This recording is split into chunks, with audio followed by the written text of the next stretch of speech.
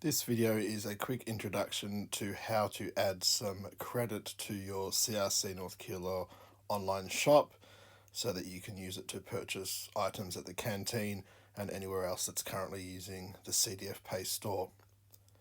The website you need to go to is shop.crcnk.vic.edu.au and you'll log in with your school username and password. Once you have logged in, you are able to add some balance. If it is the first time you're ever logging in, you may be asked with a prompt to create an account. You simply press the provided button and it will create your account in the background, but it is a one-off situation, so you should end up here. This screen is where you can add and view your balance and also your statements of what you have purchased. You can see here I have a balance on my card of $59.20. So I could use that money to purchase items through the online store or at a later stage at the canteen via the point of sale. If you would like to add some balance or add some value, I should say, you will click the Add Value button towards the top right hand. It's a little green button next to your balance. So you click on that button and you're taken to a screen like this one where you can choose how much you'd like to add. There are some preset values, $10, $20, $30, $40, $50, and $100, or you can choose to type in an amount. Please note there is a minimum of $5 transaction to add money to your account. It does not mean you have to spend a minimum of $5, it's just that you have to at least add $5 in any transaction. You will also notice down the bottom that there are options for what to do with your credit card. I have stored a credit card on there so I can use that without having to type it in again, or otherwise I can choose a credit card at the next screen. So I'm going to choose to put $20 onto my account.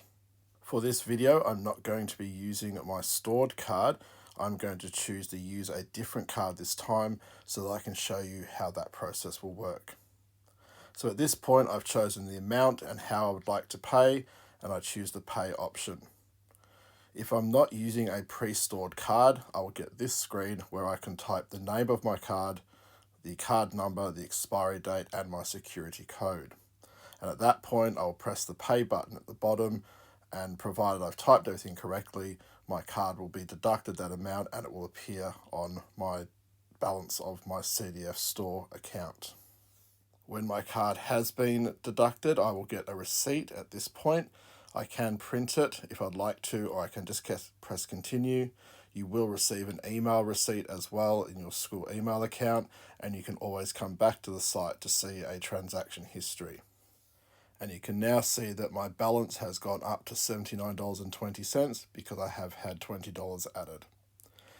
I've mentioned that you can store cards. So if you look on the left hand side, you can see an option to manage your stored cards. If you click on that, you can see any cards that you have saved into the system, and of course you can either remove or edit those details. Please note that any stored cards are not held by the school themselves, they are held by the NAB bank. We have zero access to your credit card details. The transactions are all processed by NAB's online banking system. One last thing quickly is you might want to look at your statements. So again, you will get emailed regular statements, but you can also come in here and press the view statements above your balance area. And from there, you can have a look at any transactions that you may have made over any particular period of time. So if I was to view my transactions for the moment, you can see here that I have made a transaction of adding $70 in total, and I've also brought a shepherd's pie from the canteen. So this is a quick way of seeing any transactions to make sure that everything is the way you expect. As with all sites where you're dealing with money, it is a good idea to properly sign out at the end and not just to close your browser window. So when you are happy with what you have done, sign out by clicking on the sign out button on the left hand side. Once you see the logon screen, you know you have successfully signed out, and you can go off and do what else you need to do for that day.